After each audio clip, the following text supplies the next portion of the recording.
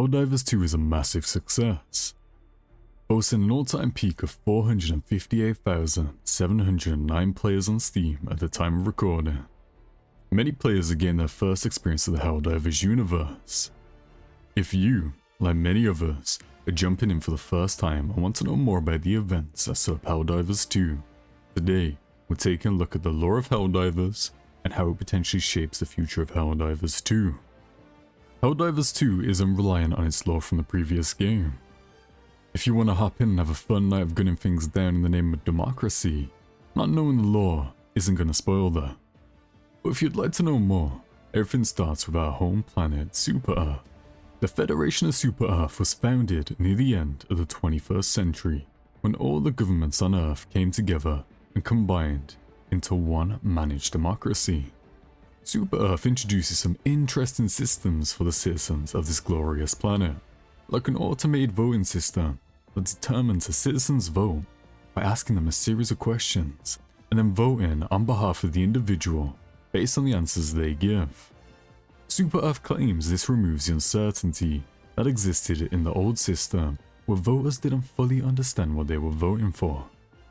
Super Earth has a very brutal political climate, with such rules where it's illegal to talk openly about the Federation or government of Super Earth in a negative way. Doing so will lead to you being arrested or even executed. All communications over what is called the Galactic Wide Web are monitored on the constant lookout to make sure no citizens are spreading negativity about the Federation or being alien sympathizers. If you don't honor the Super Earth flag, that is seen as an offense and you'll be punished. Super Earth's population was growing too quickly, and the Earth's resources were running out, so the Federation decided it was time for humanity to expand out across the galaxy in search of ways to sustain our lifestyle. Upon setting out, Super Earth realized they were not alone in the galaxy, as they had managed to make contact with alien species. Where everything started out peaceful, the situation intensified over time, which ended up leading into an intergalactic war. Players of the first Helldivers game had to face off against three enemy factions that stood in the way of Super Earth's ideals. These are the Illuminate, the Cyborgs, and the Bugs. The Illuminate encountered humanity early into when Super Earth started traveling out into the galaxy. When first contact was made, it was peaceful. War started against the Illuminate when it became apparent that they had weapons that were capable of destroying planets. Super Earth saw this as them being too dangerous to be around, as they could easily destroy our home planet, thus using this as justification to go to war against the Illuminate. While this is the reasoning Super Earth tells its citizens, the Federation had an ulterior motive, as they wished to steal the advanced technology the Illuminate possessed, so the Federation could use and harness it themselves. The Cyborgs were called terrorists by Super Earth, as they were deemed to be involved in a number of attacks against humanity. The main justification for going to war with the Cyborgs is that Super Earth claims the Cyborgs dropped a massive bomb on a city planet which resulted in thousands of civilians' deaths. Anyone who raises suspicions about the Federation's claims is deemed a Cyborg sympathizer and is punished. It is known that the Cyborgs attempt to recruit people to their cause by showing them the alleged lies the Federation tells its citizens to keep them in line and justify war. For the final faction, the reason Super Earth justified going to war with the Bugs is that the Federation views them as a plague and wishes to wipe them all out before they keep spreading to other worlds. The Federation had other reasons to attack the Bugs, and that is, when the Bugs are killed, their decomposing corpses produce large amounts of oil, making them an important way to keep Super Earth's way of life in check. So where does this leave us in Helldivers 2? Helldivers 2 is set 100 years after the events of the first game.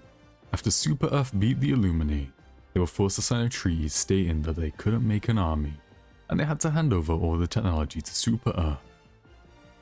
After beating the Bugs, they were quarantined and kept around for their oil.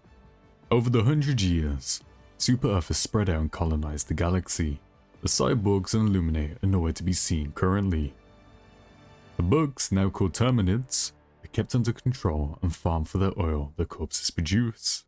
The Terminids break out of captivity and start to spread out across the galaxy, which creates one of the current enemy factions in the game. The second enemy faction currently in the game is a faction called the Automatons. Not much is known about the Automatons currently, but they're highly advanced machines with a hatred for Super Earth and the Helldivers. With these two factions' attacks targeting humanity, the Helldivers are called into action, which leads to where we are now at in Helldivers 2. As the game progresses through the war against these two factions, liberating and defending planets, or the failure to do these tasks by the players, is going to have consequences in the narrative and change the game. The way the game is set up has the potential to have some amazing storytelling, where the way players play the game has galaxy-wide consequences.